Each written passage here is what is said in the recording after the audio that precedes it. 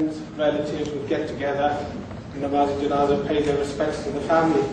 And instead what happened, we found there was a certain degree of acrimony, certainly a degree of misunderstanding between the communities. And what we discovered during that time there, that there was a great deal of misunderstanding still prevalent within the Muslim community. And by the Muslim community I mean primarily being the Sunni branch and the Shia branch, to such an extent that Namaz Janazah was held here. And we're not here to discuss that issue really, but to really discuss what came out following that meeting. And what followed from that, the Namaz Janazah, particularly the family of the deceased, said that really it was caused them particular distress during that time. So Millat al-Jafiyah, our organisation in Crawley, decided that one of the best steps to take forward from that was to organise this meeting, to enable people to have an open forum, to have a presentation on Islam, and also then have an opportunity for yourself to have a chance to ask any questions that you might feel necessary. We're hoping that if this is successful, this will be the first of 4 meetings, so it enables you to go away, check the information, and then if there's any other questions that you want to ask, to be able to come back and have those questions answered as well. So don't feel that this session is a one-time only and you'll have your questions unanswered. You'll have a chance to come back and answer a question and answer again. That's the reason. And now it's a great honour on my part to invite the speaker today, Maulana Ali Raza, to the stage. I'll give you a little bit of his background. Maulana Ali Raza was brought up in Birmingham, so you can tell he's fluent in English, but unfortunately with a Birmingham accent. But we'll have to put up with that aspect of it, because in fact with Maulana Ali Raza you'll find he's fluent in quite a few different languages. He's fluent in English, in Punjabi, in Urdu, in Farsi, in Arabic, and in fact any language that I can look around this hall and see today. So if anybody feels that they're not comfortable in English, be assured that they can ask the question in any language and they'll have that question answered. Maulana Ali Raza graduated from Qom. So he's graduated from one of the foremost schools in Shia theology. He's also a director of Hadat TV. Now you might have seen the channel Hadat TV on there, so he's a regular featured member on there as well as a director. He's also been the director of Markaz Al-Abad, based over in Clapham, I believe it is, for many years. I visited myself, but Clapham just runs into itself once you're over there. He also has over 10 books to his name, translated from both Arabic and Farsi into English, so he's very, very knowledgeable in that aspect. And he's travelled very extensively, lecturing on Islam in over 20 countries. He has over 12 years' experience in Tabligh and disseminating Islam, so I'm sure that we'll be a lot wiser once we've had the talk. So without much further ado, I'd like to invite Maulana up to the stage. Thank you.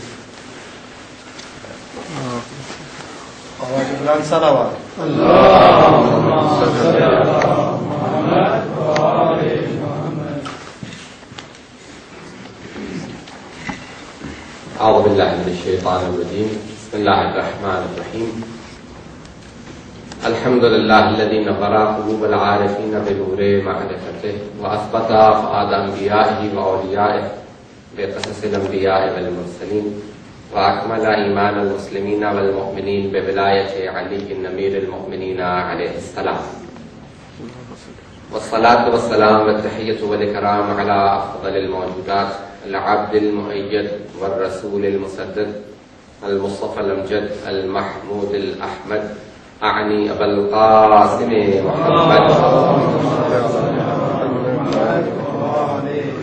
وعلى الطيبين الطاهرين المعصومين لا سيما بقية الله في الأرضين روح وأرواح العالمين لتراب مقدمه الفداء واللعنة الدائمة على أعدائهم أجمعين من الآن إلى قيام يوم الدين. أما بعد، فقد قال الله الحكيم في كتابه الكريم: بسم الله الرحمن الرحيم، إن الدين عند الله الإسلام. صدق الله العلي العظيم. صلوات. اللهم صل على محمد وعلى محمد. Allah subhanahu wa ta'ala in the Holy Quran has declared that we all must follow the path that the Holy Prophet has laid for us, and nothing but Islam will be accepted from anyone. وَمَنْ يَأْتِ بِغَيْرِ إِسْلَامِ دِينًا فَلَنْ يُقْبَلَ مِنْهُ. The one who brings a religion other than Islam on the Day of Judgment, it will not be accepted from him. And وَهُوَ مِنَ الْخَاسِرِينَ. The verses itself say that he will be amongst the ones who have a loss before Allah subhanahu wa ta'ala. They have but nothing except for loss. So Islam is the only religion that is going to be accepted by Allah subhanahu wa ta'ala. The final word in the final testament is the Holy Quran. All the other prophets who were given the books, they were not given those books and those suhuf or sahifas as a means of miracle. Except for the Holy Prophet, he was given the Holy Quran as a living miracle and as a witness and as a proof of his prophethood till the Day of Judgment. The one who rejects any surah, any chapter of the Holy Quran, or even a single verse of the Holy Quran, has rejected the whole of Quran and has rejected the whole of the message of the Holy Prophet. Accepting the Holy Quran means accepting the Holy Prophet. And every single verse of the Holy Quran must be accepted by all the ones who believe that they are followers and true followers of the Holy Prophet. The Holy Quran itself is a living miracle and is a proof over the prophethood of the Holy Prophet. The Holy Quran itself says about the hereafter, وَبِالْآخِرَةِ هُمْ يُقِنُونَ. The ones who believe should have surety about the hereafter. Not just iman, but surety. The hereafter is something that every Muslim must believe in. And with rejecting the hereafter, you have rejected the Holy Prophet and the Tawheed.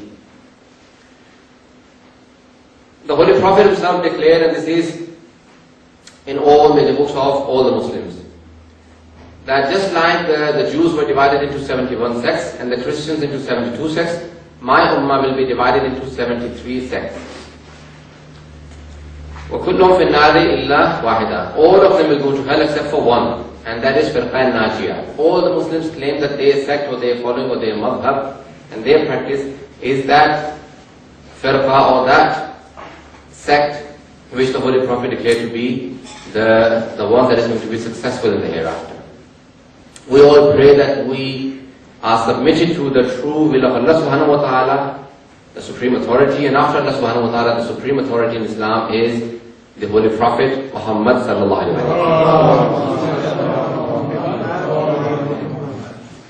The Holy Prophet in his final sermon had declared that inni ta'aratun fikum thaqlain. I am leaving behind two weighty things. Thaqlain is from thaql, something that is important and weighty. He says, I am leaving behind two weighty things. Inni ta'aratun fikum thaqlain. Kitabullahi wa itrati ahla bayti. The book of Allah subhanahu wa ta'ala and my itrat, my progeny. Ma in tamassaktum bihim lan tadillu ba'di abada. If you hold on to these two, then you will not go astray after me. You will never go on the path that is deviant from Islam. One, you will never go astray. إِنَّهُمَا لَنْ يَفْتَرِقَ حَتَّى يَرَدَ عَلَيَّ الْحَوْض. They will not leave each other until they meet me on the pool of Kawthar. Hawd Kawthar. They will not leave each other. So if you have one, that means you do not have either. Pay attention to these words. If you think you have one of them, then you don't have either of them because they will not leave each other. If you have left one and you have kept on to one, that means you have left both of them.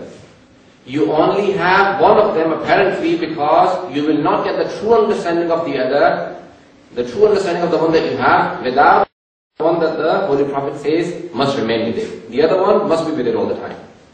Our Sunni brothers always say it is Quran and Sunnah that the Holy Prophet left behind. And the Shias have claimed that it is Quran and Ahlul Bayt. Quran and the Holy Prophet's Itrat. Itrati Ahlul Bayti.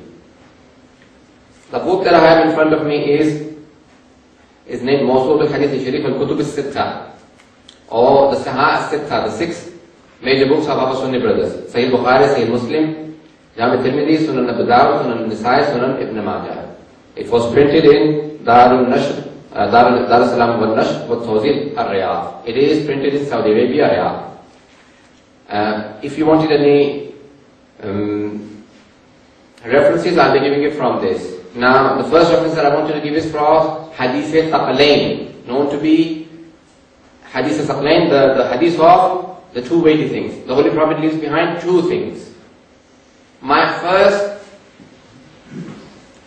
point that I want to make in this session tonight is that the Holy Prophet left behind two things, and the claim that those two things, the Quran and Sunnah, must be proved from these 6 major books by our Sunni brothers. We say that the Holy Prophet left behind two weighty things, Quran and Ahlul Bayt. And I'll be giving you references from Sahih Muslim.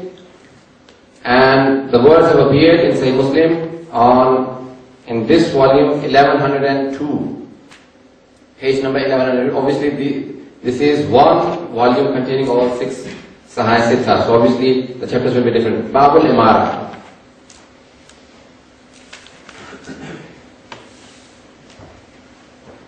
Hadith number 8 in Sahih Muslim.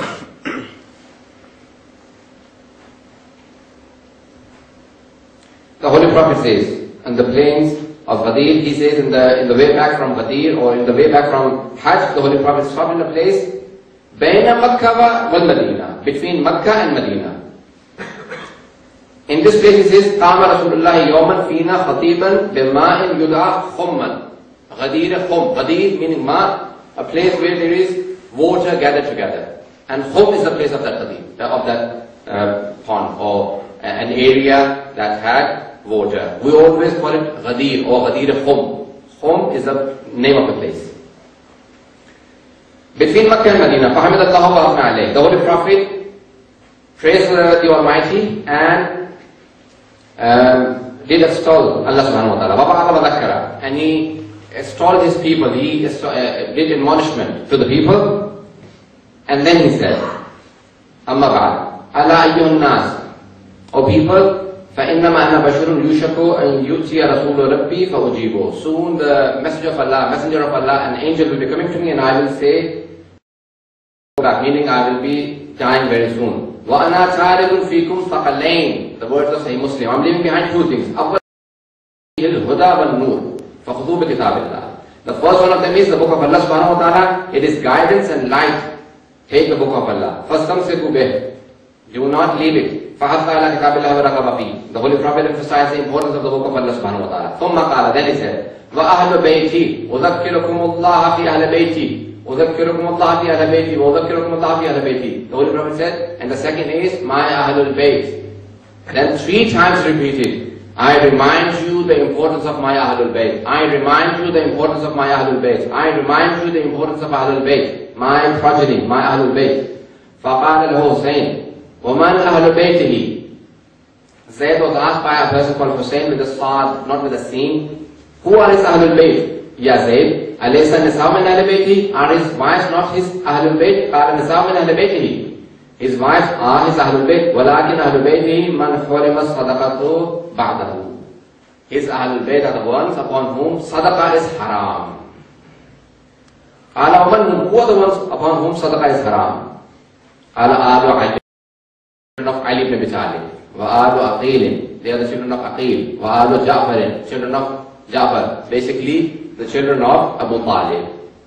Wa Abbasin. Kullu ha'ulai haram sadaqah? Na'am. All of these upon whom sadaqah is haram? He said yes. So the first point that I wanted to make, inshallah, we should all remember the Holy Prophet left behind 2, the Book of Allah and his Ahlul Bayt. Many people think that when discussing the Shia Sunni thing, it takes away people from each other. I always think it brings people together, because if there are any confusions, they will be removed, and the enemies of Islam has always tried to divide the Muslims. If you discuss, there will be so many common things between the two major sects, the Shias and the Sunnis. When you discuss those things, you will become closer to each other rather than becoming further away from each other. So the first point that I wanted to make is about the hadith of Allah, the Holy Prophet, that the Holy Prophet left behind 2 things, the Book of Allah and his Ithrat, his holy progeny. If there are any questions on this, I would answer, otherwise I will continue. If there are any questions or any comments or anything that anyone wanted to say. Could you repeat that again, please? The hadith itself? No, the question you just answered. If there are any questions or any comments that you wanted to ask or say, yes, anything about this hadith so far, or about anything that I've said so far. Otherwise I'll continue. Yes, brother at the back. Assalamu alaikum, brother. My question was running the hadith. You quoted the hadith on saying, which is mashallah, excellent thing. Can you give reference in the Quran where the sadaqah is haram for the Ahlul Bayt? An ayah from the Holy Quran that the sadaqah is haram upon Ahlul Bayt. Okay. Now, the status of Ahlul Bayt has been mentioned throughout the Holy Quran. And the Almighty Allah subhanahu wa ta'ala in Surah Ahzab, Surah number 33, has mentioned the status of Ahlul Bayt and he says that they are not like any other people. إِنَّمَا يُرِيدُ اللَّهُ لِيُذْهِبَ عَنْكُمْ رِجْسَ أَهْلِ الْبَيْتِ وَيُطَهِّرَكُمْ تَطْهِيرًا. That the Ahlul Bayt Allah subhanahu wa ta'ala has kept away all rijs, danas, all the different types of najasat or filth away from the Ahlul Bayt. This was that appeared in the Surah 33, verse number 33, Surah Ahzab. They are Ahlul Bayt. The words are, إِنَّمَا يُرِيدُ اللَّهُ لِيُذْهِبَ. Allah keeps away from you. لِيُذْهِبَ عَنْكُمُ الرِّجْسَ أَهْلِ الْبَيْتِ. Allah keeps away the rijs from Ahlul Bayt. He does not say He keeps away Ahlul Bayt from rijs. Had He said that He keeps away the rijs from Ahlul Bayt, that would have meant that they would have always wanted to go towards rijs, but Allah kept them away. But no, Allah said, Allah keeps away rijs from Ahlul Bayt. Meaning rijs would have wanted to come to Ahlul Bayt, but Allah kept the rijs away from Ahlul Bayt. Now look at all the things that have been regarded as rijs in the Holy Quran. فَاجْتَنِبُوا رِجْسًا مِنَ الْأَوْثَانِ وَاجْتَنِبُوا قَوْلَ الزُّورِ. Keep away from the idol worshipping because it is rijs, and keep away from lying because it is rijs. So two things that Allah subhanahu wa ta'ala says, these are rijs. One is shirk, idol worshipping, and second is lying. إنما الخمر والميسر والأسلام والرجس من عمل الشيطان. These are rijs and amal shaitan. Drink, aslam and sab. These four things have been counted as rijs, amal shaitan. Likewise, there are many other things that Allah subhanahu wa ta'ala, there are 10 in the Holy Quran. The Holy Prophet says, sadaqah is awsahun nas. It is the filth of the hands of people. And upon my Ahlul Bayt, sadaqah is haram. These verses show that Ahlul Bayt are not ordinary people. They are not common people. They are not like all other people. They have been chosen. No risk can go to them. Their status is higher than all the other people. When their status is higher than other people, then things which are permissible for common people, they are not permissible for Ahlul Bayt. Their status in terms of action, in terms of ismat, in terms of infallibility, in terms of what they do and what they can do and what they cannot do, is different to all other people. The Holy Prophet has many places said, when people brought sadaqah, he asked, he said, what is this? He said, Ya Rasulullah, this is sadaqah. He said, I do not eat it. And do not give it to my Ahlul Bayt. Hassan and Hussein will not eat it. Give it to my Sahaba, my companions. So whenever those verses were revealed, the Holy Prophet explained and then he said, sadaqah is haram on the Ahlul Bayt. Any other questions? So does that mean sadaqah is filth? Filth of the hands of the people. That the Holy Prophet said. Okay. Any other questions? So the first thing that has appeared in the Holy Quran, in the traditions of the Holy Prophet, is about the Holy Quran and about the Ahlul Bayt. Quran is the book that Allah subhanahu wa ta'ala has given to the Holy Prophet, and Ahlul Bayt are again the people that the Holy Prophet will choose. So first of all, now we have known that Ahlul Bayt are holy, they are not like other people. Ahlul Bayt are declared to be someone parallel to the Holy Quran. The Holy Prophet left behind two things, Quran and Ahlul Bayt. They are equivalent like the Quran. Just like the Quran is infallible, there will be no change It will not go through alteration. The Ahlul Bayt are infallible. They will not sin like other people, like either Sahaba or general people. So Ahlul Bayt should be very holy and sacred. Number one. Number two, point number two that I want to make. In this same hadith, the Holy Prophet has declared that his Ahlul Bayt, his Al and Ahlul Bayt. Again, two terms, Al and Ahlul Bayt. Are all the members of his Ahlul Bayt as well, or are Ahlul Bayt other than Al? Al again, progeny, and Ahlul Bayt, anyone who was his household. Allah subhanahu wa ta'ala in the Holy Quran has said, إِنَّمَا يُرِيدُ اللَّهُ لِيُذْهِبَ عَنْكُمُ الرِّجْسَ أَهْلَ الْبَيْتِ. He has used the word Ahl al-Bayt. In Jami' Tirmidhi, and I'll read out the tradition again. The Holy Prophet was in the house of one of his wives, and 2035. And his family members came one by one. First came Hassan, then came Hussein, then Ali, and then Fatima. The Holy Prophet was wearing a black abba. He gave it to all of them, and he said, Allahumma inna ha'ulai ahlul bayti. Oh Allah, these are my ahlul bayt, wa khasati wa hammati. This is called Hadith al-Kisab. The Holy Prophet has declared that these are my ahlul bayt. The wife said, Ya Rasulullah, am I not amongst the Ahlul Bayt? He said, Ansi al-Khair.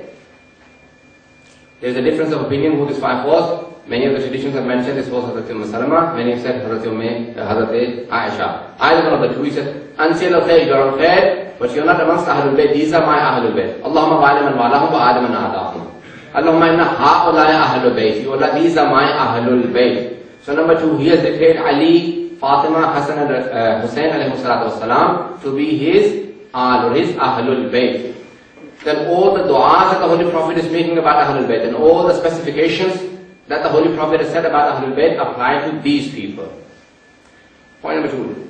Number three, when the Holy Prophet is leaving the Quran and ahlul bayt, if it was someone who was sinful previously and then he had repented and become a Muslim, someone who had been worshipping the idols before, they could never ever become amongst a member of Ahlul Bayt because the Quran had already said. I decided the verse for you that Allah has kept rijs away from Ahlul Bayt.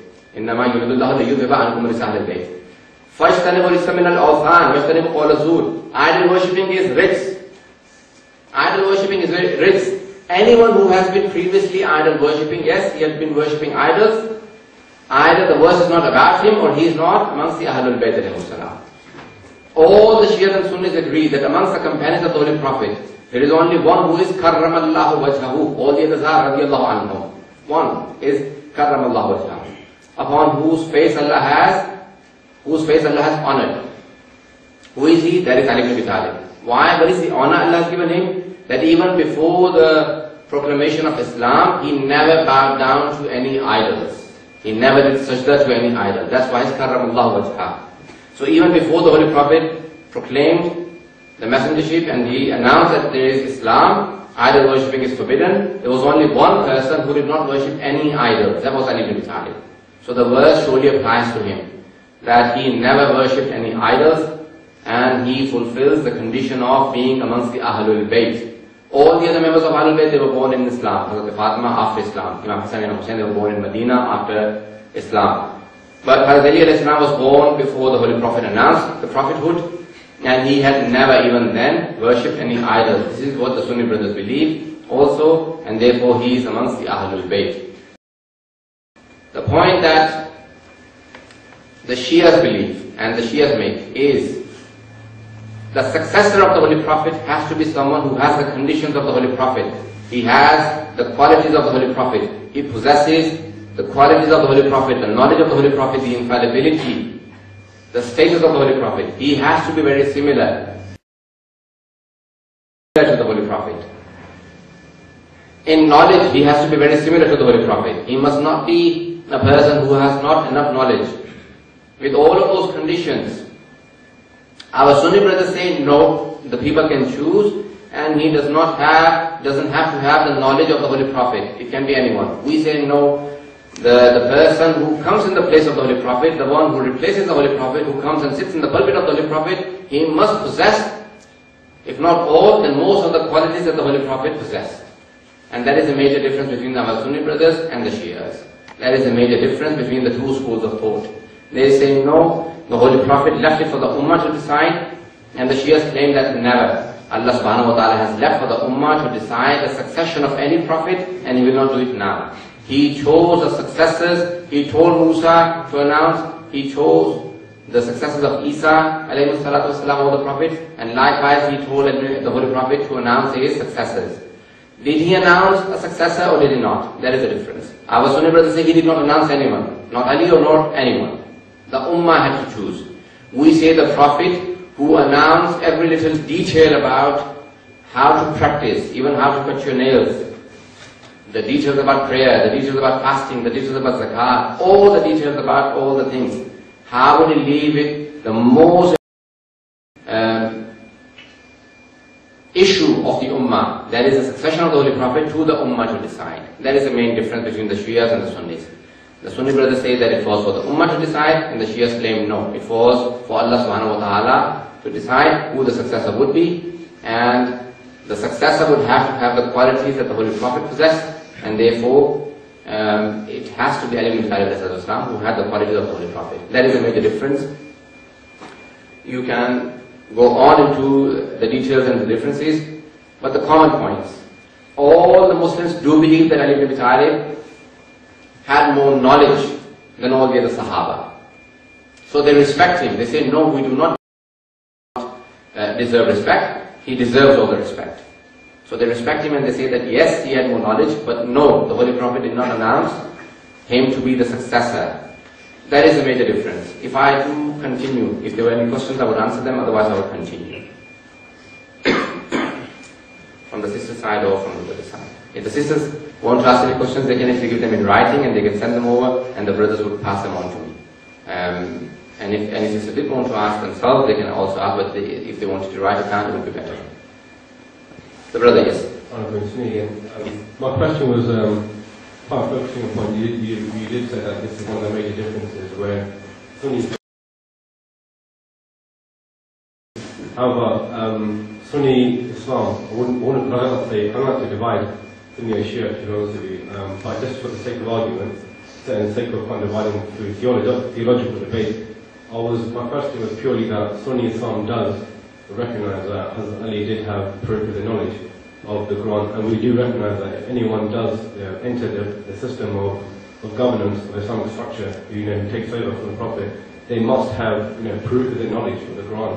They have to be very grounded in Islamic jurisprudence. They have to be very knowledgeable on the Quran. So there's no such thing that Sunni Islam does not recognize that one person has to have the knowledge. It's not, no one can compare to the Prophet, but someone has to have very good knowledge and has to be respected by his peers and representatives. If you're not respected by his representatives, how can we let them? Sunni Islam obviously believes that yes, the successor of the Holy Prophet has to have knowledge of the Quran and Hadith. However, they do not believe that he has to be the most learned, he has to be the most knowledgeable, the one who has to have the most knowledge of the book of Allah subhanahu wa ta'ala, and who has to have the most knowledge about the Sunnah of the Holy Prophet. That is the difference between Shia and Sunni. They say no, he doesn't have to be the most learned. We believe that the most learned about the book of Allah and the most learned about the Sunnah of the Holy Prophet succeed him, not anyone. He has to be the most learned, and the most learned is Ali ibn Talib alayhi salam. Therefore, we have a difference here, that we say because he's the most learned, he deserves to be the rightful successor. They say no, he came later, but he may have been the most learned, but he doesn't have to be the successor doesn't have to be the most learned. Our point is, Allah subhanahu wa ta'ala is adil, he is just. And we believe in the adalat, the divine justice of Allah subhanahu wa ta'ala. Could it be that a person deserves something more than others, and Allah would say, no, you deserve it more than others, but I will not give it to you? Could that ever happen? We do not believe so. If anyone takes it, our Sunni brothers say that whoever comes into power, it is because of Allah subhanahu wa ta'ala wanted him to be in the power. We say many people have usurped the rights of others in the history. Even today, most of the rulers, even Muslim leaders and Muslim rulers, are not the rightful leaders, they are not the rightful rulers that they should be ruling, and when they overthrow many of the governments, even when Hazrat Isa alayhi salam comes with Imam Mahdi, they will overthrow the governments of the people that have established their states. And they are not the rightful people to rule, because the most learned has to rule. The most learned must rule. He deserves to govern. Not any person, not anyone who has knowledge, but no, the most learned has to be. The most learned has to have. Now, we can use many verses from the Holy Quran. Number one, the Quran says, the Holy Prophet, Surah Raza, Surah number 13, the قل بسم الله الرحمن الرحيم قل كفى بالله شهيدا بيني وبينكم ومن عنده علم الكتاب. O my messenger, say to the people, وَيَقُولُ الَّذِينَ كَفَرُوا لَسَّ مُرْسَلًا. The ones who deny, they say, you are not a messenger, you are not a prophet. لَسَّ مُرْسَلًا. قل, say to them, كَفَى بِاللَّهِ شَهِيدًا بَيْنِي وَبَيْنَكُمْ وَمَنْ عِنْدَهُ. Between me and you, Allah has complete knowledge of the book, or knowledge of the complete book, all of the book. He knows all of the book. And that is Ali ibn Abi Talib alayhi salam. No one has ever claimed that it is other than Ali ibn Abi Talib. He himself has used these verses when he claimed that I deserve Khilafat and the Holy Prophet's succession. He used all of these verses. This is one verse. The second verse, Surah number 5, verse number 55. Bismillahirrahmanirrahim. إنما وليكم الله ورسوله والذين آمنوا الذين يقيمون الصلاة ويؤتون الزكاة وهم راكعون. Indeed, your walis are Allah subhanahu wa ta'ala, His messenger. The wali is Allah and the Holy Prophet. وَالَّذِينَ آمَنُوا الَّذِينَ يُقِيمُونَ الصَّلَاةَ وَيُؤْتُونَ الزَّكَاةَ وَهُمْ راكعون. And amongst the believers, the ones who set fast in prayers and they give zakat while they are in ruku. It is a plural tense, but everyone has agreed that this verse was revealed for Ali ibn Abi Talib. Jarullah Zamakhshari in second volume, the Sunni writer. Imam Fakhruddin al-Razi in his Tafsir al-Kabir, when he is writing the tafsir of this verse. And majority of the Sunni Mufassirin have said this verse was revealed for one person, Ali ibn Abi Talib. Jarullah Zamakhshari al-Kashaf, he says, why did Allah use plural tense? Why did He say, and amongst the believers, the ones who set fast in prayers and give zakat while they are in ruku? Why did He not say one person? He says, Allah kept the verse open, that up to the day of judgment, if any one of you want to compete with Ali ibn Abi Talib, the doors are open. Try and compete with Ali and replace him. But no one till the day of judgment will ever come and replace the status of Ali ibn Abi Talib. So this verse was revealed for Ali ibn Abi Talib, that he is the wali of Allah subhanahu wa ta'ala. And that's what the Shias believe. Aliyun waliyullah. This verse was revealed, and the exact words are, Innama waliyukumullah. Your wali Allah, His messenger is your wali, and the one who gives zakat while he is in ruku, when he was praying. And the incident is famous, that Ali ibn Abi Talib was praying like all the others. The Holy Prophet hadn't come, they were doing nafila. A person came begging and he said, I asked you all the Muslims to give me something in the way of Allah. He asked twice, the third time he asked, and then he said, Oh Allah, bear witness that I came and asked in the masjid in your house, but no one gave me anything. At that point, Ali ibn Abi Talib was in ruku. He pointed to that person with his finger. He came and took off the ring and he left. The Holy Prophet came to the masjid and he said, did anyone give any zakat or any sadaqah in the way of Allah? They said, yes, Ya Rasulullah. It was Ali who was giving zakat. So they saw that the Holy Prophet will tell him off. Why did he give zakat while praying? He said, this verse has come down that Allah has declared the person who gives zakat while in ruku to be the wali of the mu'mineen. He is the wali and the master of all the mu'mineen. And there are many other verses. I would prefer that it was interactive rather than just me, one person speaking. If there are any questions or comments, I would answer those questions. Yes, brother. Why didn't the Prophet declare by name that Imam Ali was going to be the next successor? Why did the Holy Prophet not declare by name that Ali ibn Abi Talib was going to be successor? The Holy Prophet declared in the prayers of Qadir. I just told you the incident, Qadir Khum Qadir. The Holy Prophet said, whoever has gone ahead, tell them to come back. Whoever is left behind, wait for them to come and join us. Whoever has gone towards left or right, call them all back in this plains. The place called Khum Qadir, where there was little water. The Holy Prophet stopped everyone. The historians have mentioned there were 124,000 people there. Some have said 90,000 people. Some have said more than 124,000. But nevertheless, more or less, about 124,000 companions of the Holy Prophet, men and women, were present. The Holy Prophet gave the longest khutbah sermon of his life. And when you count the lines, I have a book that says the full sermon. There are 300 lines. He gave the longest khutbah, and at the end of it, he said the famous hadith Saqlain, that I'm leaving behind two things. And in that sermon, at the end, he said that, do I have not more authority over all of you than you yourself? And the Quran also in Surah Tahrim says, and Nabi awla bil mu'minina min anfusihim. Nabi has more authority over the mu'mineen than they themselves. I cannot jump in the hellfire. I cannot jump off a cliff. I cannot do anything. But the Holy Prophet can tell me, jump off the cliff. And if I die, then he is responsible. He has more authority over us than we ourselves. So he asked them, do I not have more authority over all of you than you yourselves? They said, Bala ya Rasulullah. Of course, O Messenger of Allah, you have more authority over us than we ourselves. He says, فَمَنْ كُنْتُ مَوْلَهُ فَهَذَا عَلِيٌّ مَوْلَهُ. He, with his left hand, grabbed the hand of Muhammad ﷺ and lifted him to the surface and pointed with his finger, فَمَنْ كُنْتُ مَوْلَهُ فَهَذَا عَلِيٌّ مَوْلَهُ. Whoever I am the master of, this Ali is his master. And he said it 3 times. First to the right hand side, فَمَنْ كُنْتُ مَوْلَهُ فَهَذَا عَلِيٌّ مَوْلَهُ فَهَذَا عَلِيٌّ مَوْلَهُ فَهَذَا عَلِيٌّ مَوْلَهُ. There were women behind him and there were men on 3 sides, in front, on the right and on the left. And everyone looked up and said, which Ali has become our master? And for 3 days, he stayed there. So now the Sunnis do not reject this incident. What they reject is, they have the difference on the meaning of the word Mawla. Our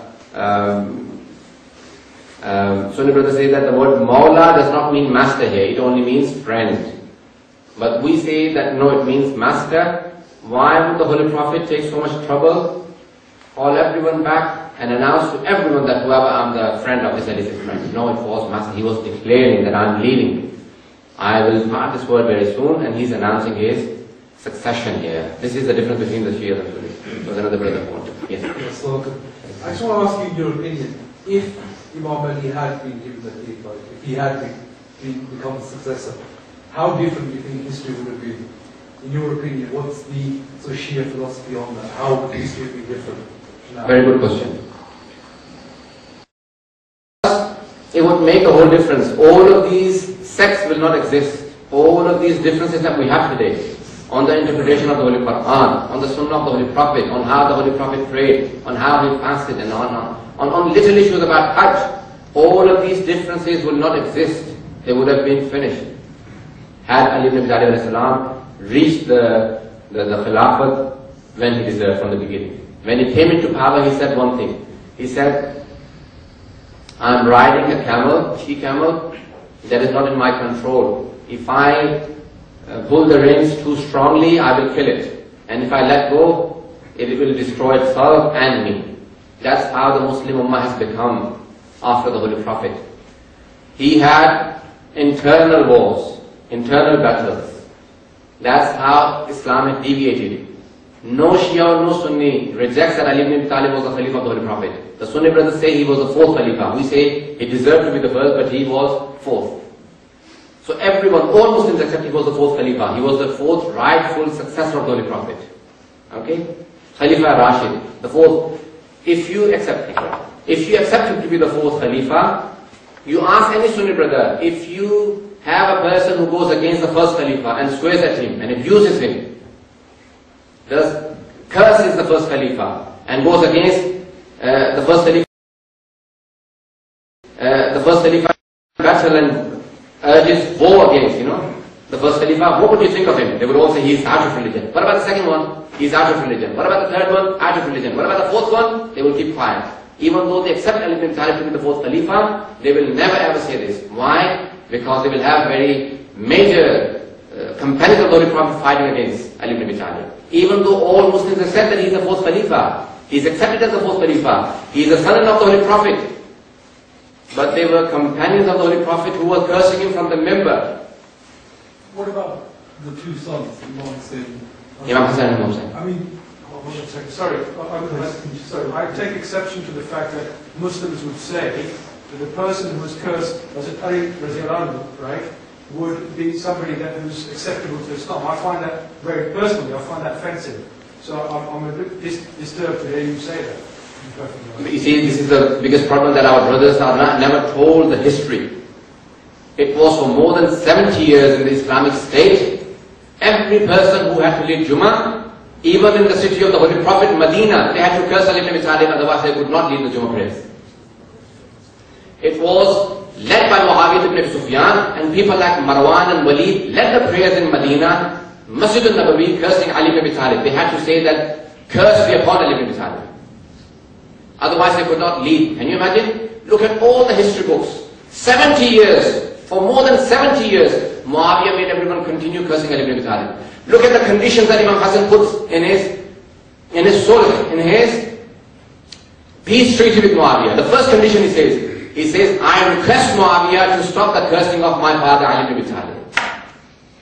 Not a single Sunni historian has mentioned that Hussain ibn Ali did not mention this. Why does he mention this? In the first condition of the peace treaty between Hassan ibn Ali and Muawiyah, he says, stop the cursing of my father. A person comes to Medina, to the city of the Holy Prophet, and he says, Ali is this and Ali is that, and then curse be on Ali.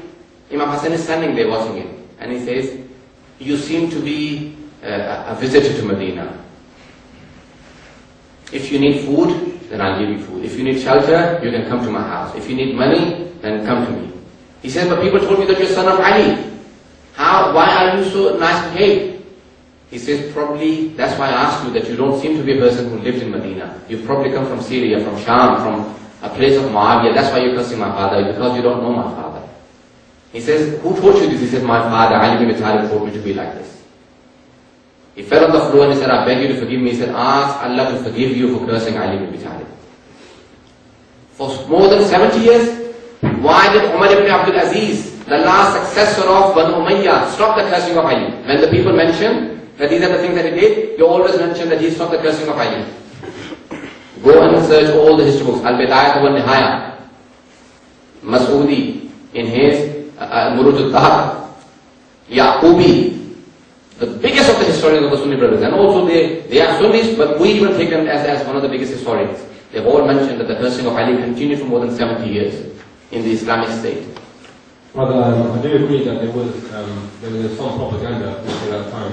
I do agree, obviously as a historian myself, I do understand that there was some sort of individual kind of against Ali.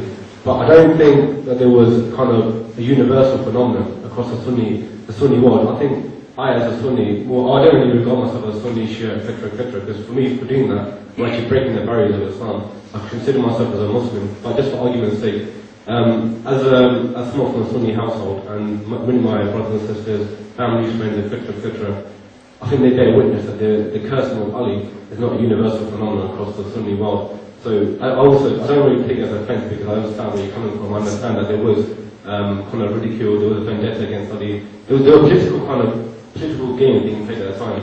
But I think that the divide between Sunni and Shia was... You answered the comment. It was a political game. You know, who would you follow? What do you mean? In this political game, who would you follow? The one who was cursing Ali or Ali ibn Abi Talib? Like I said to you before, there's a lot of propaganda at the time. So on both sides, I'm not saying that, that one my whole point, you have actually just said one sentence and you've just made my point. Yeah, that I've been arguing on. It was a political game. People have been cursing Ali ibn Abi Talib for a political game, and who to take the Sunnah of the Holy Prophet from? Would you take the Sunnah of the Holy Prophet from Ali ibn Abi Talib, or the ones who were cursing Ali ibn Abi Talib? Who would you take the Sunnah from? Okay, let me finish my point before I answer your question, brother. I do agree with you that there were political games being, that's a commonality between all historians, Sunni, Shia, etc., etc. My point was that when, obviously he's talking about a 70-year period. By the way, after the Prophet died, the first 50 years, the Khilafah Rashidun, that period was probably one of the best periods. Also, there were kind of political games being played. But in my opinion, and according to many historians across the world, both Sunni and Shia, less of the Shia scholars, but there's a universal phenomenon that that was probably the best years of Islam in terms of the way in which governance was structured, the way in which Khilafah system was run, the way in which the welfare system was constructed, which the West has now modelled upon that. So, okay, I do understand that you prefer Ali to be the first Khalifa, etc., etc. However, history is history, fact is fact. We've got to call spade to spade. The first Khalifa was, Abu Bakr, second being Umar, third being Usman, fourth being Hazrat Ali. So we've got to accept that. So the reason why I'm here today as an individual from the Muslim community is because I want to see the commonalities. I don't want to go into theocratic debate. I don't want to go into theological debate because we know where we all stand. We all know that the differences. how do we now move on from these differences, and how do we kind of reconcile these differences, brother? The point you've made that we have to find common grounds, I also agree that we have to find common grounds, but all of the Muslim Ummah, the differences have appeared during that time. The prayer changed during the time of the Khulafa. The rules on the fasting, the methods of Hajj, the rulings on Zakat, they all changed during the time of the first Khulafa, first few Khulafa. All of those differences appeared after the Holy Prophet between the time of the Khulafa. Holy Prophet from? That is my whole point. Would you just take it from any Sahabi, or will you take it from the Ahlul Bayt? The Shias have always emphasized that the Ahlul Bayt alayhi salam, they lay the foundation of the practice of the Holy Prophet. They would give you the truths of the Holy Prophet. They would tell you how the Holy Prophet practiced. And there were people who had political gains, who came into power after the Holy Prophet, who would change the Sunnah of the Holy Prophet, who changed the practice of the Holy Prophet, who changed how the Holy Prophet wanted to run and govern the Islamic State. And those differences came in, those differences still exist amongst all the Muslims. So if you want to take your practices from, who do you want to take your practices from Ahlul Bayt alayhi salam or not? That is the whole point. So I think the common factor is that we all believe in Ali alayhi salam and the Ahlul Bayt of the Holy Prophet. We emphasize that we take the fiqh from the Ahlul Bayt, we take the beliefs from the Ahlul Bayt, and we take the interpretation of the Quran from the Ahlul Bayt alayhi salam. That's our emphasis. There were people who came into power who changed many things. So if you want to just stick to the thing that yes, take these things from Ahlul Bayt alayhi salam, yes. Then what about the people who came after him who was cursing him? We have issues with that. All I'm saying to you, right, is that you mentioned that the first three Khalifa, right? There is no difference in the first three Khalifa. The fourth Khalifa is the one disputed.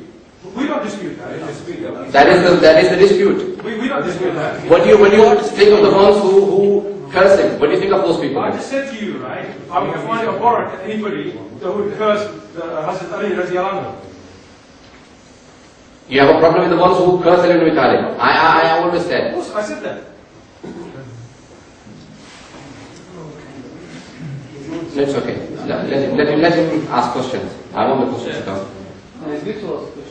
If you want to sit in front, well, if you want to sit in front, maybe you can speak closer. My whole point is, and the whole point that I'm making is, I did not even mention the first three Khulafa. The fourth Khalifa, we unanimously all accept that yes, that he was you accept that he was the fourth Khalifa? Absolutely. Yes? Yes. And we say that he was supposed to be the first. He never became the first. He became the fourth. My point wasn't about the first three Khulafa. My point was that the fourth Khalifa that you accept as the fourth, and we accept that he was at least a Khalifa or the successor of the Holy Prophet. What about the ones who came after him or in his own time, during his life, who fought against him and who cursed him? And all the ones who continued cursing him for the next 70 years. My whole point was about those people. I did not even mention the ones who were before him. I said those people who were cursing him. Did any of the first three Khulafa curse him? Did I ever say that?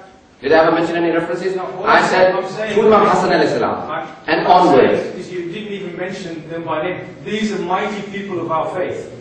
Right? These are people, right, who stood shoulder to shoulder with the Prophet, peace be upon him. Did I disrespect them? Did I say anything against them? My point was on the fourth Khalifa. Brother, please. Look, I don't have a problem. I think you have a problem with the fact with Ali ibn Abi Talib. The same thing that you know the history. Please let me finish. Could I just intervene here and ask one question? Obviously, well, everybody would know he's a bit hot-tempered time to time. But I just want to intervene here that yes, and I'm referring to them as 1, 2, 3, 4, I'm going into names here. I just want to ask you a question here. That, okay, the fourth Khalifa, Imam Ali alayhi salam, number 4. Okay, if you're talking about respect for the first three, then surely if your respect is there for the fourth, then why couldn't the followers of the fourth, like yourself and you're saying, and us, why can't we hold a simple janazah in a Sunnah al-Jamaat mosque if you are also followers of the fourth Khalifa? So are you disrespecting him? Of course not. But this is, how can I say?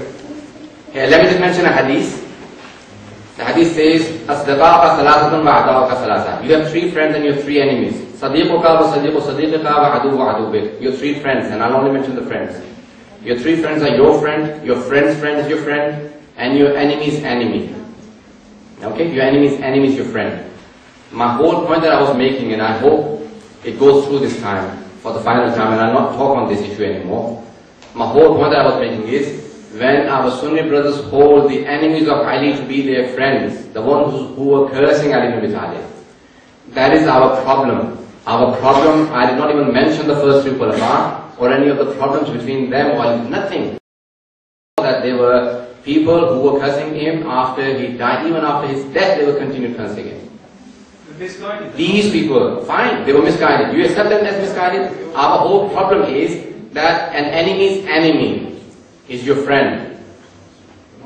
This was the whole problem, and this continues to be a problem. Our problem today is that our Sunni brothers respect them and grant them a lot of respect. The ones who came after Ibn Talib and continue to disrespect him and curse him.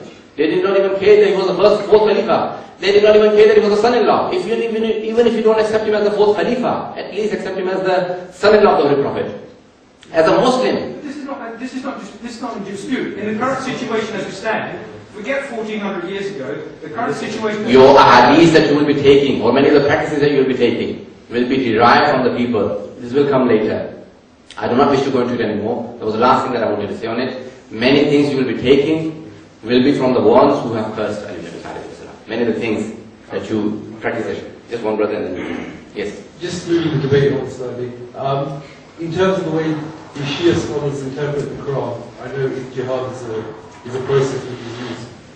Ijtihad is a process which is used in Shia Islam. Sorry. Interpret the Quran. Yes. Now that's been maybe shut off in Sunni Islam. What's your perspective on it from the Shia perspective? The jihad is? Ijtihad. Ijtihad. Okay, ijtihad.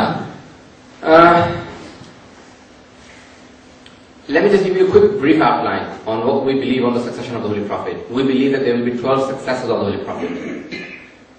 And they have to be divinely chosen by Allah subhanahu wa ta'ala. And these 12 have the right to do jihad in the way the Holy Prophet did. I'm coming to ijtihad, just give me this one thing. The way the Holy Prophet did. There are two types of wars, offensive and defensive war. Defensive war, if any of the Muslim states are attacked, they have to defend. It is wajib to defend. But country, it is the right of the Holy Prophet, and the rightful successors of the Holy Prophet can only do it. Not the leaders today. None of the leaders today have the right to go and attack. They can only defend. Again, it's a long argument. It may be even disputed amongst Shias and amongst Sunnis themselves. So it is not something between Shia and Sunni. It is just an understanding on the verse of the Quran. Now, we believe that there are 12 successors. The first one is Ali and the last one is Mahdi. So, when he comes, he will again overthrow the governments, either Muslim governments or the non-Muslim governments, and he has the right to do jihad. Okay? Offensive war.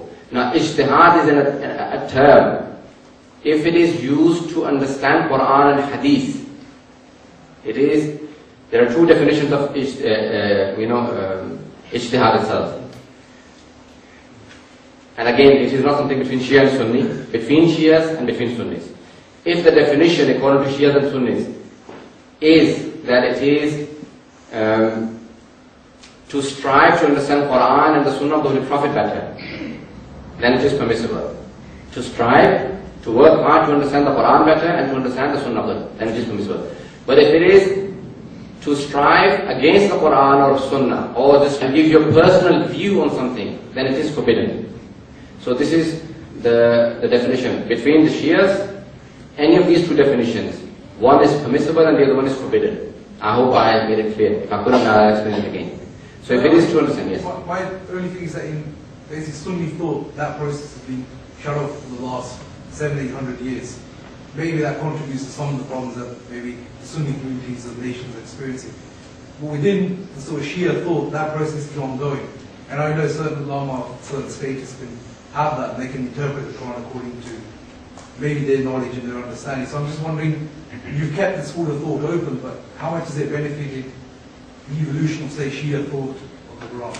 I believe that even in Sunnis it is not completely shut off.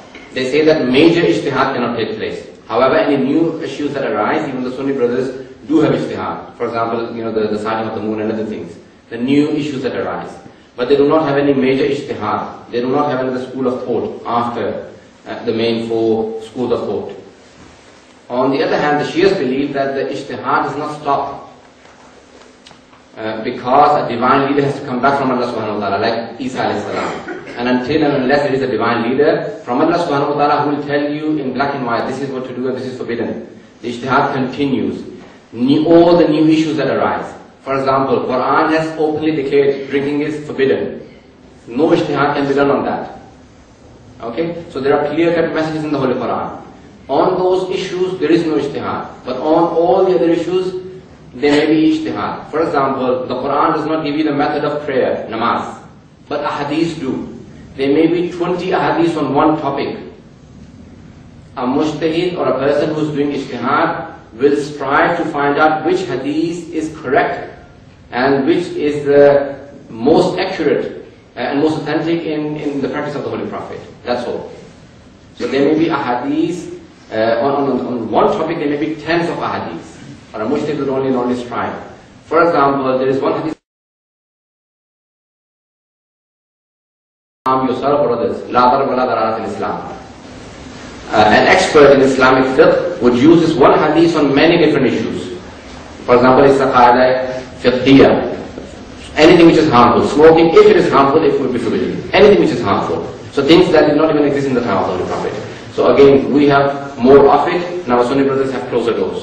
Again, in the Shias, not any alim can do ijtihad. You have to go through a long process before you can become a mujtahid.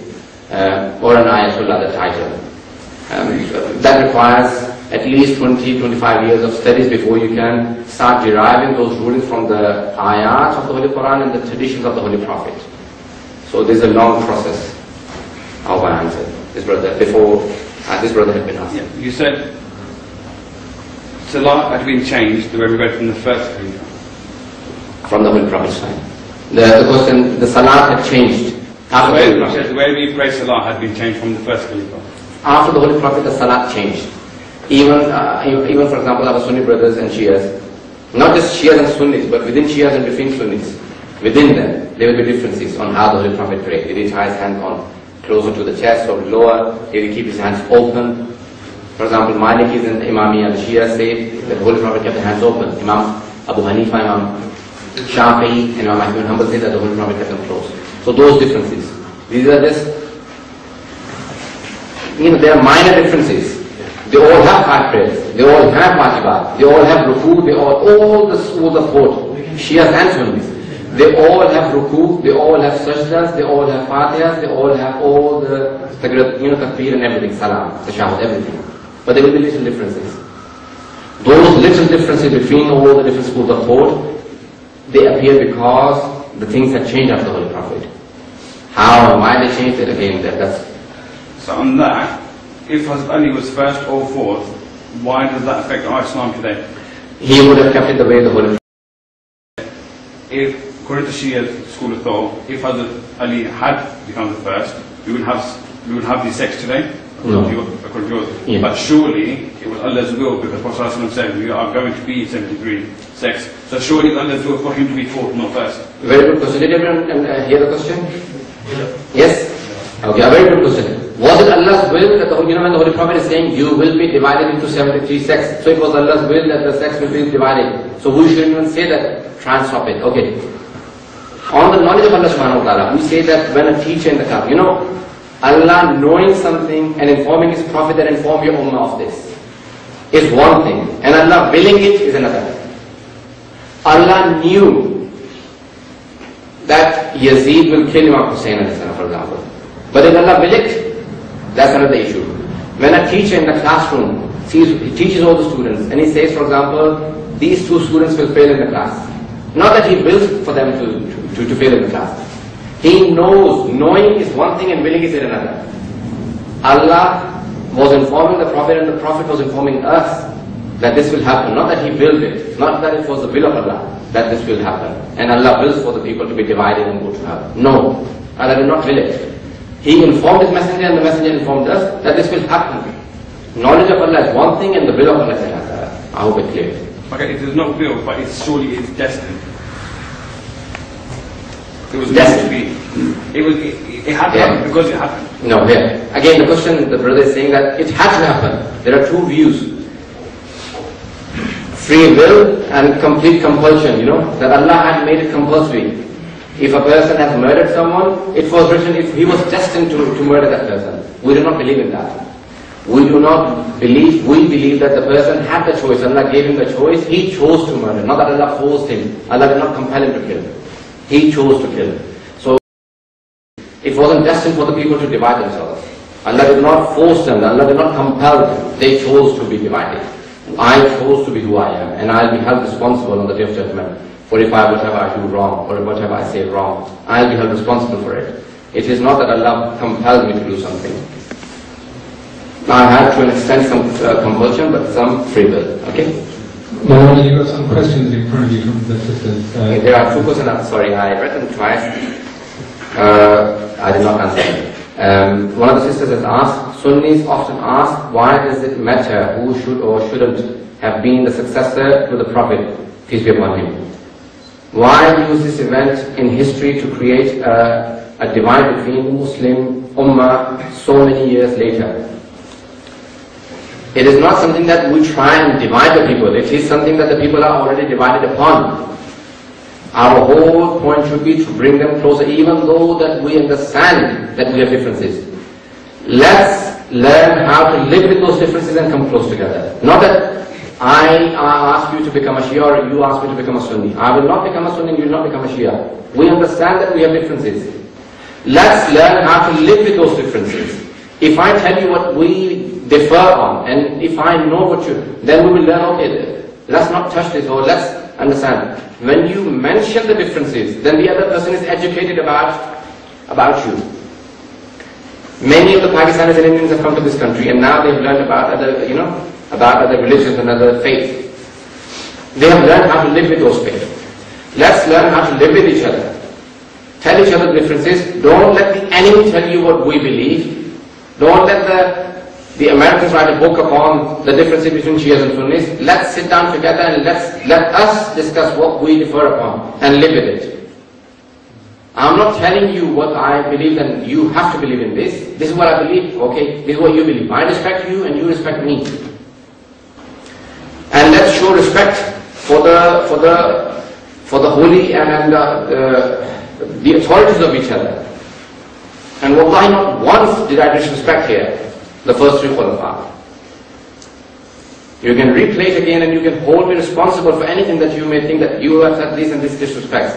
Not once did I imply, not once, wallahi, touching the name of the Holy Prophet, I implied that those people I meant the first row of Khulafa. I implied those people, the ones who cursed Ibn Abi Talib in his time and after him.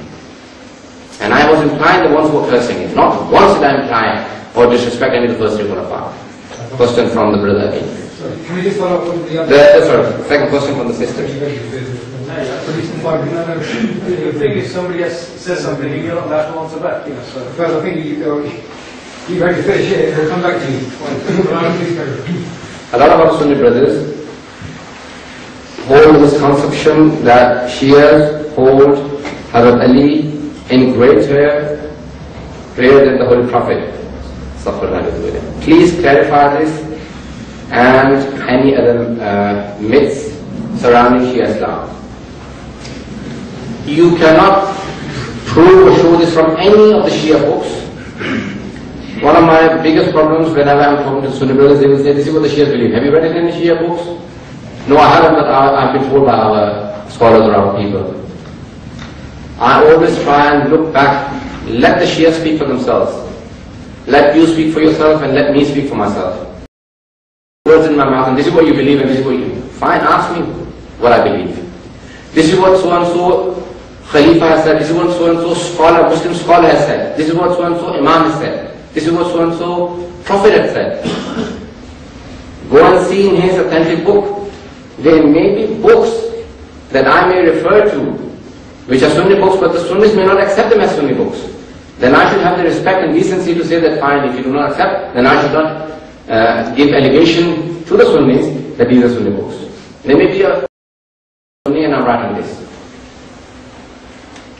We should not accuse all the Sunnis that yes, he has gone astray. There may be a Shia person who may have written an odd thing, but you cannot accuse all the Shias of it. I challenge you that none of the Shia major scholars, none of the Shia ulama who are accepted as Shia ulama, Shia scholars, have said anything like this.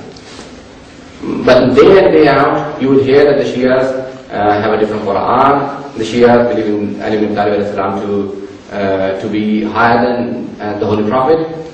And wallahi, even today, recently, just last month, one Egyptian brother said to me that, don't you Shias believe that Jibreel alayhi salam was to come to Ali ibn Talib and he was by mistake, he went to the Holy Prophet? I said, have you read it in any of the Shia books? He said, no, but we have it in all of our Sunni books that you say this. You know, please, for God's sake, let the Shia speak for themselves. The Sunnis speak for themselves, let all speak for themselves. Don't put words into the mouth and say this is what these are accusations that are increasing and the differences.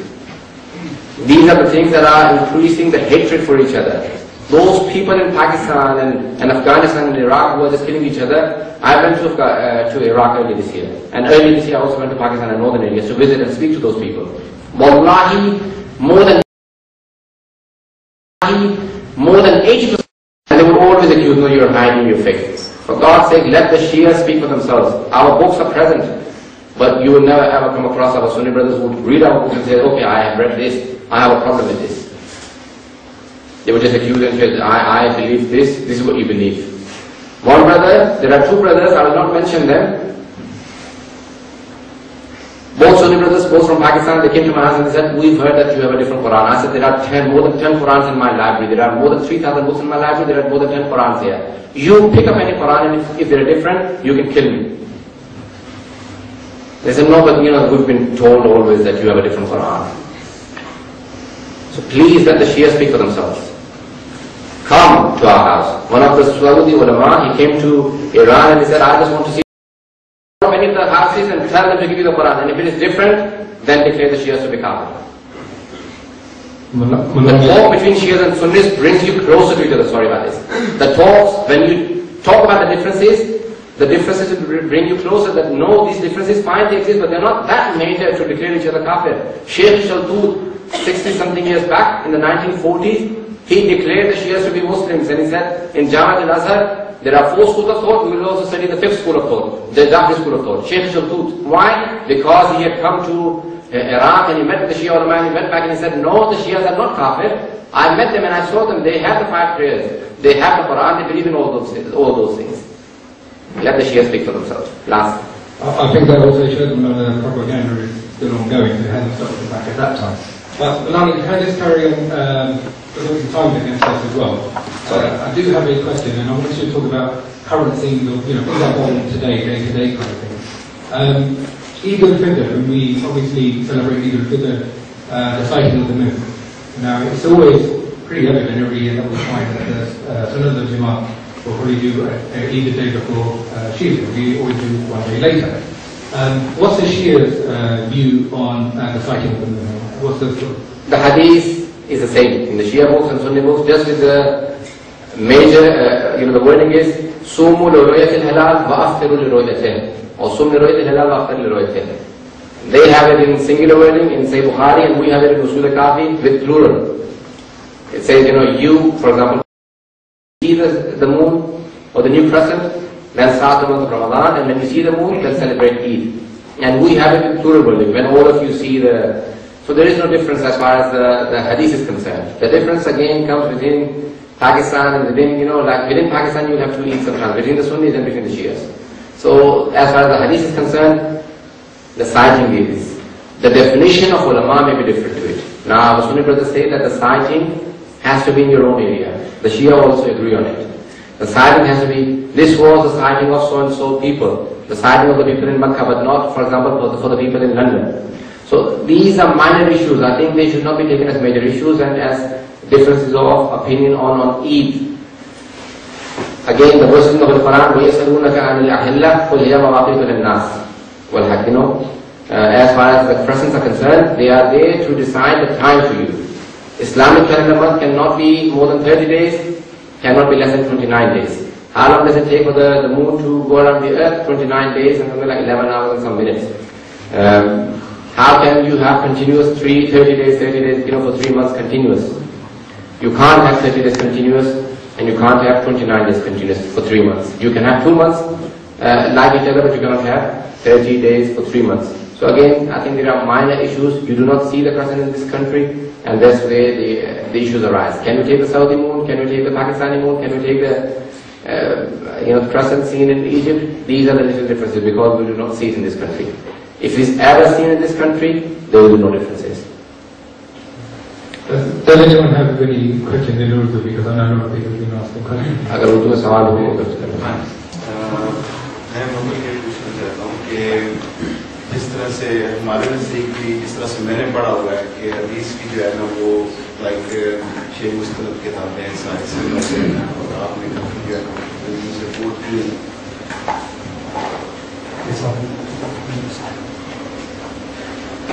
Differences کی بات پہلے جو ہے ہوئی اس میں یہ تھا لوگ کہتے ہیں کہ بھائی حضور صلی اللہ علیہ وسلم نے فرمایا کہ میں تمہارے لیے 2 چیزیں چھوڑ کے جا رہا ہوں قرآن اور سنت. دوسرا جو ہے جب آپ نے یہ اس میں سے بک میں سے جو ہے نا وہ یہ کوٹ کی حدیث جو ہے کہ اہل بیت کی جو ہے نا وہ آپ نے بات کی. میں صرف یہ پوچھنا چاہتا ہوں کہ اس زمانے میں جو ہمارے صحابہ کرام تھے ان کی اپنی زبان بھی ہے یہ, کیا ان میں اتنی سمجھ بوجھ نہیں تھی کہ اگر انہوں نے اتنے کلیئر الفاظ میں بات کی ہو کہ میرے بعد جو ہے وہ خلافت حضرت علی کو جائے گی, تو یا ان کی سمجھ میں فرق تھا یا یہ الفاظ اتنے کلیئر تھے ہی؟ میں صرف اور صرف آپ کی اوپینین لینا چاہتا ہوں. بہت اچھا سوال ہے آپ کا. آیا پیغمبر اسلام نے جس وقت شیعہ ویو ہے کہ کل کا اعلان کیا, آیا صحابہ کی وہی زبان تھی, ان کو سمجھ میں نہیں آیا یا انہوں نے پیغمبر اسلام کے فرمان کو اگنور کر دیا؟ بہت اچھا سوال ہے. صحابہ کی زبان عربی تھی اکثر, مور دین 90%, 80-90% سے زیادہ صحابہ. بہت کم تھے جو کہ باہر سے آئے ہوئے تھے, سب عرب تھے, سب نے سنا. آج یہ الفاظ کے پیغمبر نے کیا فرمایا ہمارے درمیان موجود ہے, اور یہ حدیث بھی موجود ہے کہ پیغمبر نے کہا کہ من کو تو مولا فہذا علی مولا یا علی مولا, جس کا میں مولا ہوں اس کا علی مولا. آیا صحابہ نے تو سمجھا, سب نے سمجھا, کیونکہ الفاظ یہی ہیں کہ پیغمبر اسلام کو اور علی بن طالب کو لوگوں نے مبارکباد دی. تو پھر کیا انہوں نے کیا کیا, کیوں اختلاف ہوا, اور انہوں نے آیا جان بوجھ کے علی بن طالب کو چھوڑ دیا یا کیا ہوا؟ یاد رکھیں کہ اختلافات جو ہوا کرتے ہیں وہ سب مل کے فیصلے نہیں کرتے, فیصلے چند افراد کرتے ہیں اور وہیں سے اختلافات ہوتے ہیں.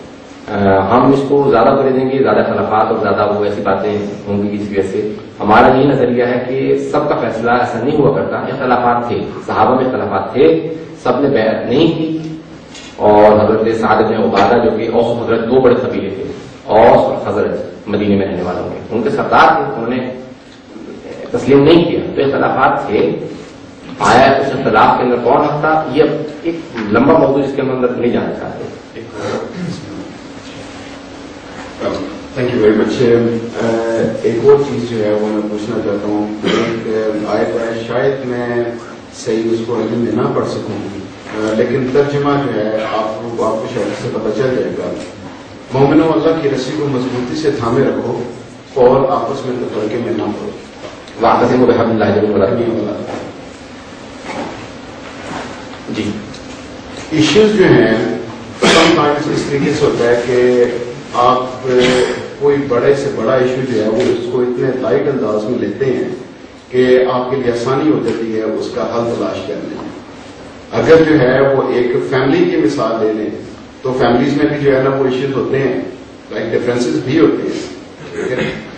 مین جو ہے جو اس کا ہے لائک عبادت کا دیکھ لیں, نماز کا جو ہے نا وہ ہم دیکھ لیں کہ بھائی اس سے کوئی فرق نہیں, میرے نزدیک اس سے کوئی فرق نہیں پڑتا کہ نماز ہاتھ باندھ کے جو ہے نا وہ پڑھی جائے یا ہاتھ کھول کے پڑھی جائے. 5 وقت کی نماز جو ہے نا وہ ہم لوگ جو ہے نا مسلمان جو ہے وہ پڑھتے ہیں. مین چیز جو ہے اس کے اندر جو ہے امپورٹنٹ چیز ہے وہ یہ ہے کہ اللہ کی عبادت کرنی ہے. لہٰذا اس سے میرے نزدیک کوئی فرق نہیں پڑتا کہ لائک اس کو ہاتھ کھول کے جو ہے نا وہ پڑھا جائے یا ہاتھ باندھ کے جو ہے نا وہ پڑھا جائے. ان چھوٹی چھوٹی چیزوں پہ لائک اگر آپ ان چھوٹے ایشوز کو اگر آپ جو ہے نا وہ بڑا بنانا چاہیں گے تو جو آؤٹ سائڈرز ہیں ان کو زیادہ جو ہے نا موقع ملے گا آپ کے جو کمیونٹی ہے اس کے اندر جو ہے نا وہ داخل ہونے کا اور ان ڈفرینسز کو جو ہے وہ زیادہ ابھارنے کا تاکہ وہ اپنے مقاصد جو ہے نا وہ حاصل کر سکیں. سیکنڈلی ایک اور چیز جو ہے وہ گزارش ہی ہے اپنے سارے جو ہے نا وہ بھائیوں سے, سم ٹائمس معاملات اس وجہ سے بھی خراب ہو جاتے ہیں آپ کے لہجے کی کرختگی کی وجہ سے.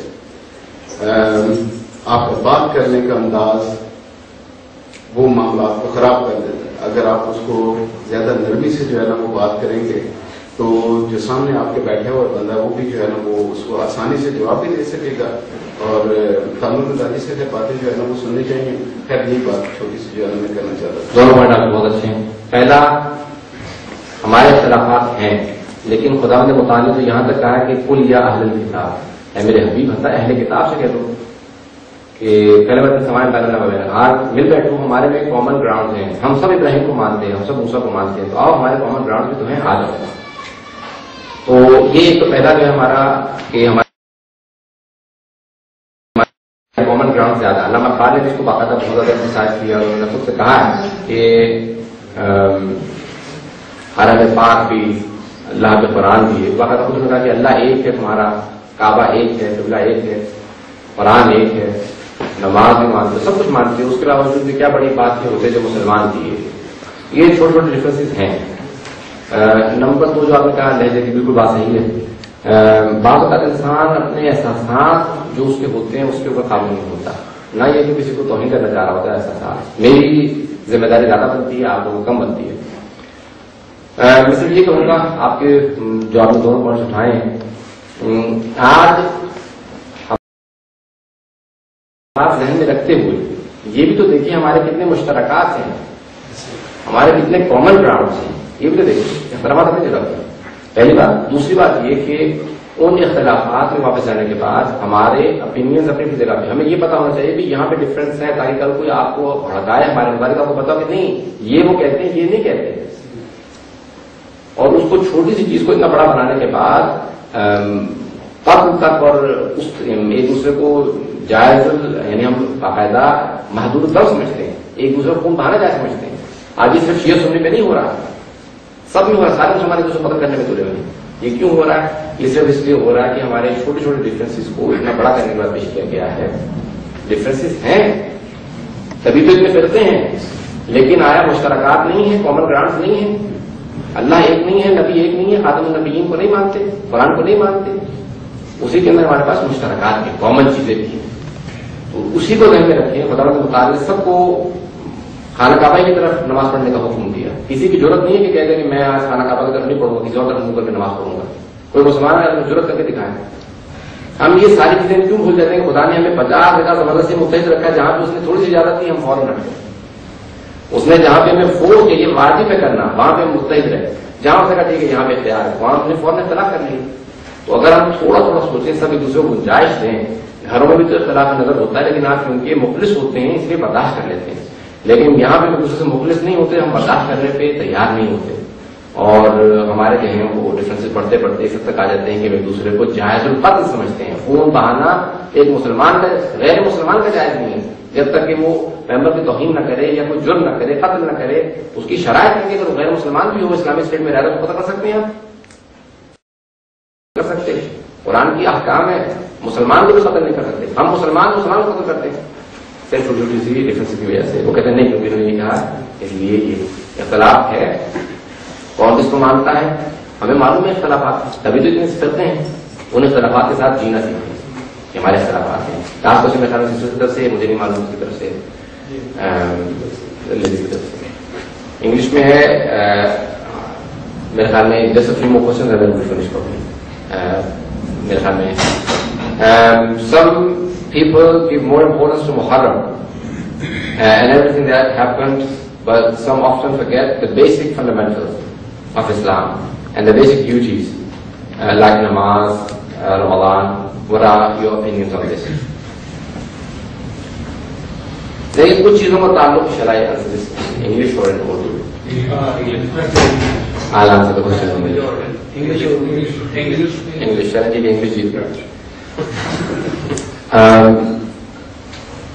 Certain issues are concerning with the practices, and certain issues are concerning with the beliefs. Beliefs and practices. Belief always has priority over practice. Karbala is not to do so much with the practice, it is more to do with the belief. The only place where no one can ever defend the enemy of the Ahlul Bayt, that is Yazid ibn Muawiyah, and the people who killed Imam Hussain. No one ever defends. And therefore the Shias emphasize very highly on the belief that Hussein was amongst Ahlul Bayt, number one, and amongst the successors of the Holy Prophet, the one who wanted to revive the Quran and save the practice of the Holy Prophet, the Sunnah of the Holy Prophet.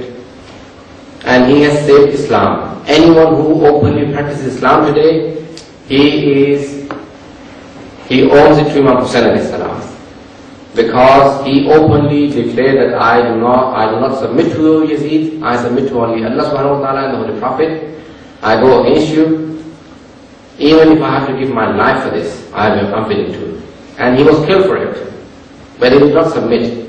He said, Misli la yubayu mislak. Someone like me will never pay allegiance to someone like you.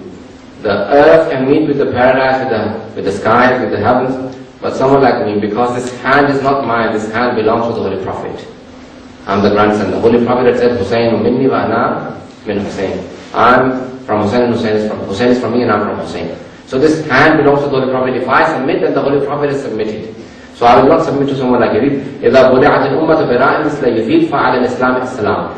If a leader like Yazid becomes the leader of the Islamic State, then I will be the first person to say goodbye to Islam. Imam Hussain Islam said this. So this is not so much of the practice. It is not like Namaz or Roza, it is more to do with the belief of the Shias. We believe that Imam Hussain was an Imam, a divine leader from Allah subhanahu wa ta'ala, and the Holy Prophet has said, Al-Hasan wa Hussain Sayyida Shababi Ahli Jannah. Hassan and Hussain are the masters of the youth of heaven, and therefore we say that it is not just a practice, it is more to do with the belief. And that's why we emphasize so much on Muharram.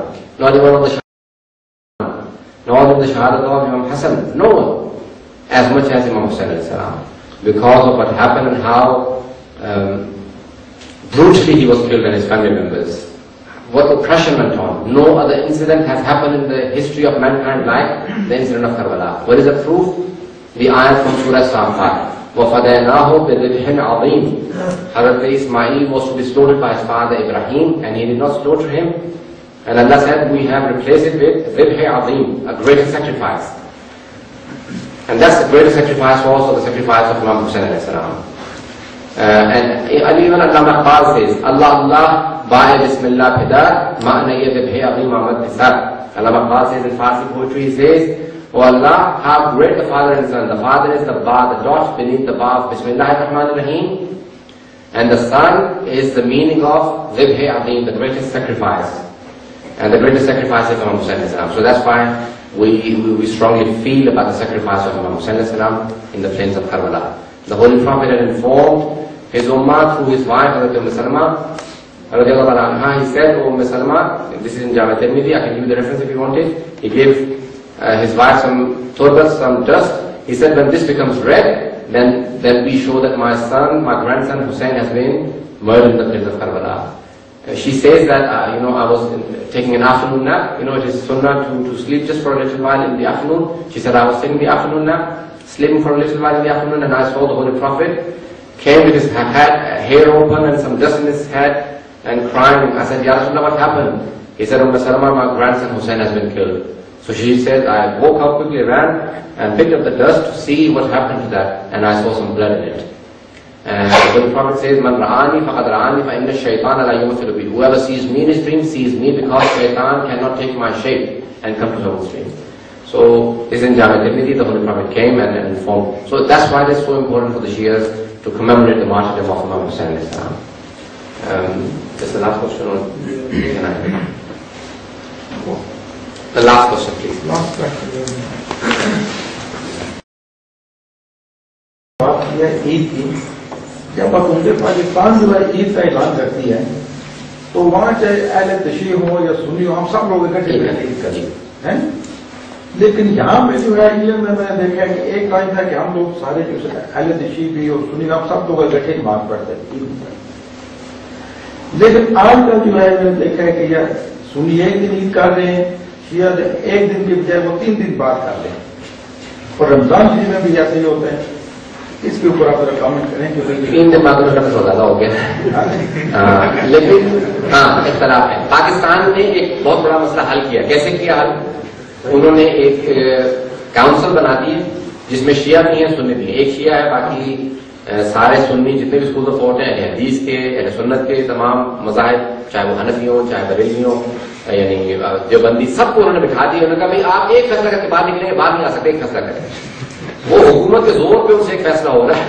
اگر ان کو دوبارہ سکتے ہیں آپ اپنا اعلان کریں، سارے اپنے اپنے اعلان کریں گے. تو وہاں پہ حکومت نے کہا ایک اعلان کریں گے اور ٹیلی ویژن سے ایک اعلان ہوگا. تو وہاں سارے شیعہ سنی جو ہے ایک کاؤنسل کا ایک اعلان ہوتا ہے. تو وہ ابھی یہاں بھی کاؤنسل بننے کے سارے، یہاں پہ برٹش گورنمنٹ نے شروع کر دیا ہے میناب کے نام سے، آپ نے سنا ہوگا، masks and imams national advisory board. تو ابھی آپ لوگ سارے لائن میں آ جائیں گے ہم لوگ سب. تو برٹش گورنمنٹ آپ کو سب کو لائن میں لے کے آ جائیں گے، سب ایک لائن میں کھڑے ہوں گے. ایک دن برٹش گورنمنٹ اعلان کیا کرے گی کہ عید is also on so date. آپ لوگوں کی ہمت نہیں ہوگی طرف سے اعلان آیا کرے گا. تو اسی دن عید کریں گے، کوئی نہیں اعلان کرے گی. تو ہم لوگ جو ہیں وہ کہنا نہیں چاہتا کس نے کہا تھا، پاکستان کے لیڈر نے کہا تھا کہ ہم لوگ ڈنڈے کے سردار کے نا، وہ جب تک سر میں پڑتا رہتا ہے سب ٹھیک رہتے ہیں، جب جیسے ہمارے ڈنڈا سر سے اٹھا لیتے ہیں ہم لوگ سارے پھر دوبارہ لڑنے لگ جاتے ہیں. مسلمانوں کو کسی دشمن کی ضرورت نہیں ہے. ہم سب ایک دوسرے کے دشمن ہیں. ہمیں کمرے میں بند کرتے سارے دوسرے کو مار دیں گے، جلد کے مار دیں گے ساتھ. تو بہرحال پاکستان میں گورنمنٹ نے فورس کر کے ان سے منوایا. اور یہ بھی کس نے کیا یہ نہیں بتاؤں گا آپ کو. تو بہرحال یہ ایک کونسل بن گئی ہے 15 ٹکڑی، اس میں سارے عید کر لیتے ہیں، فیصلہ کر لیتے ہیں. I think so you'll see within the next 10 years. I promised you before 2015. I see the signs already. I've been to many meetings. The government is already imposing many things. You can't even give a khutbah in Urdu or any other language. Only the wajib part has to be in Arabic and all the other parts will be in English. Whatever you give in the Friday sermon, you have to send it off to the government. It's coming very soon, you will see it happen. And then everyone will be straight. There will be no, you won't be able to force out the Shia from the Janaza, and the Shias won't be able to force, nothing will happen. Everyone will be straight to one line. Eat same day, everything. That's how we are. It is so sad that others unite us, we can't sit together ourselves. So it is sad, and that's all I wanted to say. پروردگارہ ہمارے تمام گناہوں کو معاف فرما. پروردگارہ ہمیں پیغمبر اسلام کی سیرت عمل کرنے کی توفیق عنایت فرما. پروردگارہ ہمیں قرآن اہل بیت کے ساتھ وابستہ رہنے کی توفیق عنایت فرما. پروردگارہ ہم سب کا خاتمہ بخیر ہو. پروردگارہ ہماری سب کی عاقبت بخیر فرما. ہمارے تمام گناہوں کو معاف فرما. پروردگارہ ہمارے مقامات مقدسہ کی حفاظت فرما. پروردگارہ مکہ کی، مدینہ کی، نجف کی، کربلا کی، ان مقامات کی حفاظت فرما. پروردگارہ تمام دشمنان اسلام کو نیست و نابود فرما. پروردگارہ فلسطین کے مسلمانوں کی، لبنان کے مسلمانوں کی، افغانستان، عراق، پاکستان کے خصوصاً بہت حالات خراب ہے، سب مسلمانوں کی حفاظت فرما. ان کے جان مال سے آبرو کی حفاظت فرما. ان سب کے پروردگارہ آپس میں بیٹھنے کی توفیق عنایت فرما. پروردگارہ یہاں پہ مومنین نے کوشش کی ہے، یہ سارے مسلمان مل بیٹھے ہیں. پروردگارہ اس سب کو نیک نیتی سے اخلاص کے ساتھ ایک دوسرے کے ساتھ چلنے کی توفیق عنایت فرما. ہم سب کی نیتوں کو خالص فرما. پروردگارہ اگر ہماری نیتیں خالص نہیں ہیں تو ہمیں اخلاص کی دولت سے مالا مال فرما.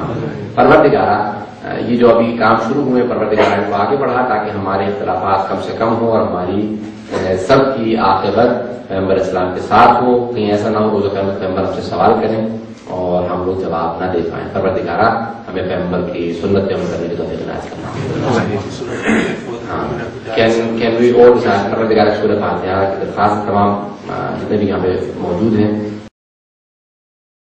ہے کہ ایک سورہ فاتحہ اور تینوں سورہ اخلاص پڑھ کے مرحومہ کا جن کا انتقال ہوا تھا ریسنٹلی، جن کی وجہ سے یہ باعث بنا کہ سب مسلمان مل بیٹھے ہیں، انہوں نے پتہ نہیں کتنی قربانی دی ہوگی، کتنا خلوص ہوگا، کتنا ان کے محبت پیغمبر ہوگی ان کے دل میں، کہ ان کی وجہ سے آج سارے کتنے لوگ بات ہوتا ہے نا اتحاد کسی ایک فرد کی وجہ سے ہو جاتا ہے. تو اس مومنہ کو پروردگارہ ہم نے جو آج جتنا جلسہ کیا اگر ہم اس کا ثواب ملا ہے تو ہم نے اپنا ثواب ان کو دیا. اور ایک سورہ فاتحہ تینوں سورہ اخلاص پڑھ کے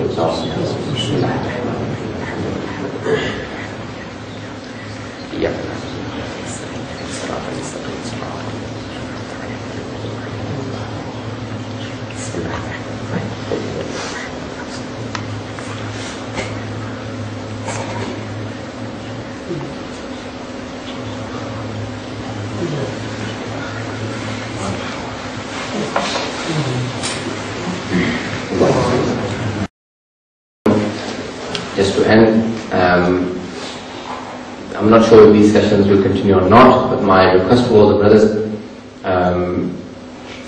give each other the moment to explain themselves.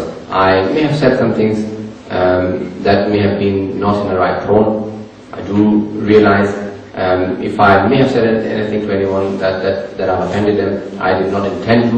My honest intention was only to do it for the sake of Allah subhanahu wa ta'ala. If I have said something that has offended anyone, then I do apologize personally, and I'm willing to apologize personally directly to them. My whole intention was to please Allah subhanahu wa ta'ala and Holy Prophet, and do it for the sake of Islam and for the sake of Allah subhanahu wa ta'ala, and not for my personal sake. I hope that my intentions are pure, and may Allah keep my intentions right, and I also request all the brothers that we try and take it forward rather than remembering the differences, try and keep the common grounds.